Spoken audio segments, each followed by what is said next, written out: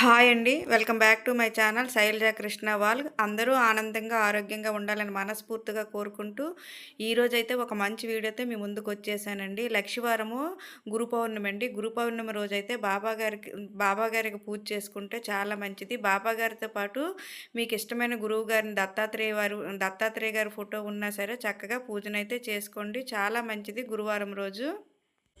బాబాగారి ఫోటోనైతే చక్కగా తుడుచుకున్న తర్వాత ఈ విధంగా గంధంతోని కుంకుమతోని బొట్టులను అయితే పెట్టుకున్నానండి. పెట్టుకున్న తర్వాత ఈ విధంగా ఒక తమలపాకును అయితే వేసుకొని దానిపైన గంధంతోని కుంకుమతోని బొట్టులు పెట్టుకొని బియ్యాన్ని అయితే వేసుకోవాలండి. ఈ విధంగా బియ్యం వేసుకున్న తర్వాత బాబాగారి ఫోటోనైతే ఈ బియ్యం పైన అయితే పెట్టుకోవాలి. ఈ విధంగా బాబాగారి ఫోటోనైతే పెట్టుకున్నాను. రెండు వైపులా కూడా బాబాగారికి ఇష్టమైన డ్రై ఫ్రూట్స్ని అయితే పెట్టుకున్నానండి. రెండు వైపులా కూడా దీపపు కుందులను కూడా ఈ విధంగా పెట్టుకున్నాను. బాబాగారికి అయితే ఈ విధంగా అలంకరించుకున్నాను. ఈ విధంగా శనగలను అయితే నానబెట్టుకోవాలండి. నైట్ నానబెట్టుకుంటే ఉదయానికైతే సరిపోతాయి. ఈ నానబెట్టుకున్న శనగలను అయితే మాలక రెడీ చేసుకోవాలి. ఈ విధంగా బాబాగారికి అయితే శనగల మాలను అయితే వేసుకున్నానండి. శనగలు అయితే నానబెట్టుకొని ఈ విధంగా బాబాగారికి అయితే మాలగా రెడీ చేసుకుని వేసుకోవాలి. బాబాగారికి శనగల మాల వేసుకుంటే చాలా మంచిదండి. ఎంతో ఇష్టం బాబాగారికి అయితే శనగల మాల అంటే. ఈ శనగలను అయితే ఒక నైట్ నానబెట్టుకొని ఉదయం అయితే గుచ్చేసుకోవచ్చు. లేదంటే ఒక 2 hours ముందైనా నానబెట్టుకుంటే సరిపోద్దండి. వాటిలో అయితే 5 లేదా 9 లేదా 11 లేదా 21 లేదా అలాగా అన్ని శనగలను అయితే మనం గుచ్చుకొని వేసుకోవాలి. బాబా ఫోటోకి అయితే ఎన్ని శనగలు పడితే అన్ని శనగలు అయితే వేసుకోవచ్చు. ఈ విధంగా మాలగా వేసుకున్నాను.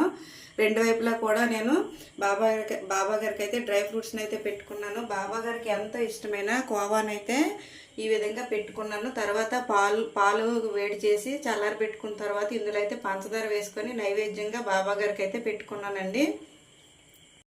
బాబాగారికి అయితే దీపాలను అయితే వెలిగించుకోవాలండి. వెలిగించుకొని ఒకసారి అయితే ఈ విధంగా ధూపాన్ని అయితే చూపించుకోవాలి. బాబాగారికి అయితే 21 శనగలను అయితే తీసుకొని మాలగా చేసుకున్నానండి. వైట్ దారాన్ని తీసుకొని దానికి పసుపు రాసుకొని మీరు 5 కానీ 9 కానీ 21 కానీ మీ ఇష్టమండి. ఈ విధంగా మాలను అయితే వేసుకోవాలి. బాబాగారి పాదాలను కూడా ఈ విధంగా పెట్టుకున్నానండి. బాబాగారికి గులాబీ పువ్వులు అంటే చాలా ఇష్టము.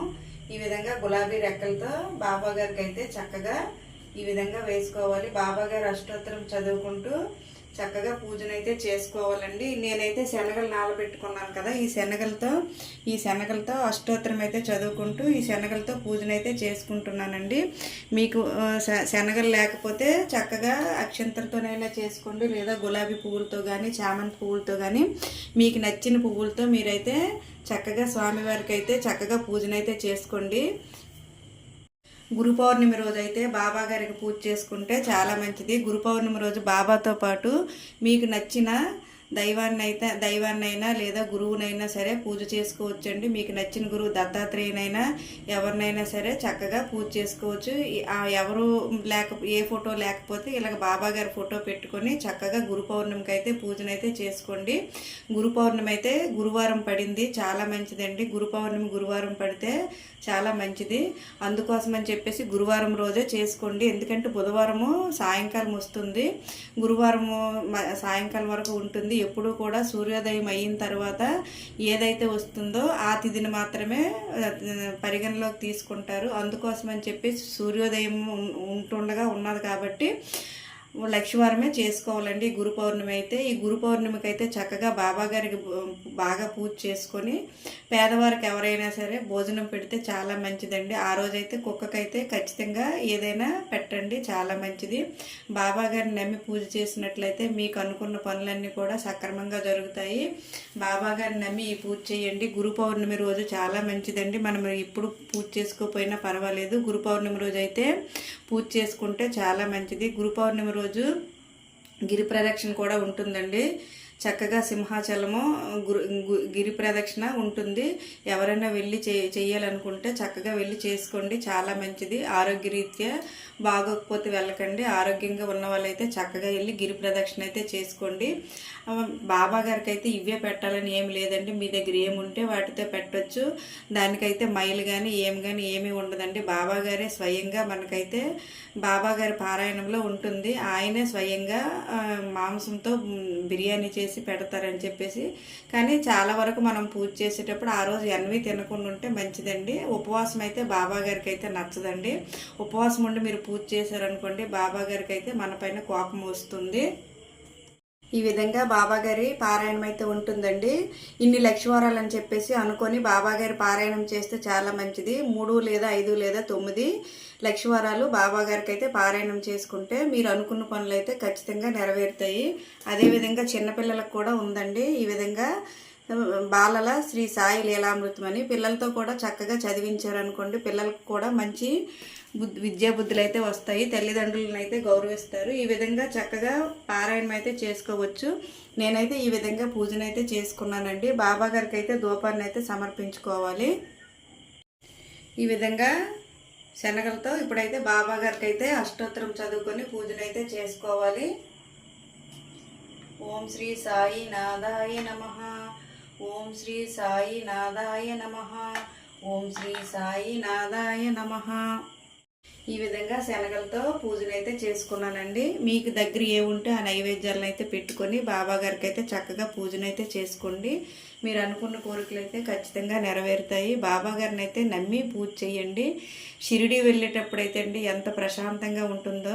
షిరిడి అయితే మనం వెళ్ళాలంటే వెళ్ళలేమండి. బాబా గారి పిలుపు వస్తే మాత్రమే మనం వెళ్ళగలము. నేను ఎందుకంటే ఎన్నో సంవత్సరాల నుంచి నేను బాబా గారి దగ్గరికి వెళ్దాం అనుకున్నాను, కానీ నేను ఎప్పుడూ అయ్యేది కాదు. కానీ కిందటి సంవత్సరం అయితే బాబా గారి పిలుపు మేరకు నేనైతే షిరిడి వెళ్ళాను. షిరిడి వెళ్తే చాలండి, మనకున్న సమస్యలన్నీ కూడా తొలగిపోతాయి. ఎంత ప్రశాంతంగా ఉంటుందో షిరిడి అయితే. షిరిడిలో భోజనం కూడా ఫ్రీ అండి, చాలా బాగుంటుంది భోజనం అయితే. ఒక్కసారైనా షిరిడి వెళ్ళి చూడండి. షిరిడి వెళ్ళి బాబా గారిని అయితే దర్శనం చేసుకోండి, అంతా కూడా మంచిగా జరుగుతుంది. ఈ గురు పౌర్ణమి రోజైతే మీకు నచ్చిన గురువునైతే చక్కగా పూజ చేసుకోండి. గురువు గారు ఫోటో లేదు మనకి, దత్తాత్రేయ స్వామి ఫోటో కానీ ఎవరి ఫోటో కానీ లేకపోతే చక్కగా సాయిబాబానే మన గురువుగా భావించి చక్కగా సాయిబాబాకి అయితే చక్కగా పూజనైతే చేసుకోండి. అయితే సాయిబాబా పూజనైతే సాయిబాబా సచ్చరిత అని ఉంటుంది కదా, అది చదువుకొని కూడా పూజ చేసుకుంటారు. లేదు అనుకుంటే మామూలుగా సాయిబాబాకి అయితే ఈ విధంగా దీపాలను అయితే పెట్టుకొని సాయిబాబా అష్టోత్తరం చదువుకొని పూజనైతే చేసుకుంటారు. మీరైతే పారాయణం చేసుకుంటే 5 వారాలు లేదా 3 వారాలు లేదా 9 వారాలు పారాయణం పెట్టుకొని చేసుకోండి. పారాయణం చేసిన తర్వాత ఆ చిన్న సైజు పుస్తకాలు అయితే ఉంటాయి, అవి అయితే ఒక 5గురికైనా పంచిపెట్టండి. అది ఎవరికి పడితే వాళ్ళకి ఇవ్వకండి, ఎందుకంటే భక్తి భావం ఉన్న వాళ్ళకి ఇస్తే వాళ్ళకి పూజ చేసుకుంటారు, వాళ్ళకి ఉపయోగపడతాయి. ఈ విధంగా నేనైతే పూజనైతే చేసుకున్నానండి. మీరు కూడా బాబాగారి పూజనైతే గురు పౌర్ణమి రోజు చక్కగా చేసుకోండి. బాబాగారి అనుగ్రహం పొందండి. మీకున్న కష్టాలు నష్టాలు అన్నీ కూడా బాబాగారు తీసుకుంటారు. మీకైతే అంతా కూడా సంతోషాన్ని ఇస్తారు. చక్కగా ధర్మబద్ధంగా మనం ఉన్నట్లయితే బాబాగారు మనకి సహాయం చేస్తారండి. మీరు అనుకున్న కోరిక అయితే ఖచ్చితంగా నెరవేరుతుంది. ఈ విధంగా నేనైతే బాబాగారి పూజనైతే చేసుకున్నానండి. మీరు కూడా ఈ విధంగా బాబాగారి పూజనైతే చక్కగా చేసుకోండి. మీకు ఈ వీడియో ఉపయోగపడుతుందని అనుకుంటున్నాను. ఈ వీడియో కనుక నచ్చినట్లయితే లైక్ చేయండి, షేర్ చేయండి, సబ్స్క్రైబ్ చేయండి, పక్కనే ఉన్న బెల్ ఐకాన్ని ప్రెస్ చేయండి. అలా చేసినట్లయితే నేను పెట్టే ప్రతి వీడియో నోటిఫికేషన్ కూడా మీకు వస్తుందండి. థ్యాంక్ యూ ఫ్రెండ్స్, వాచ్ చేసినందుకు థ్యాంక్ యూ వెరీ మచ్.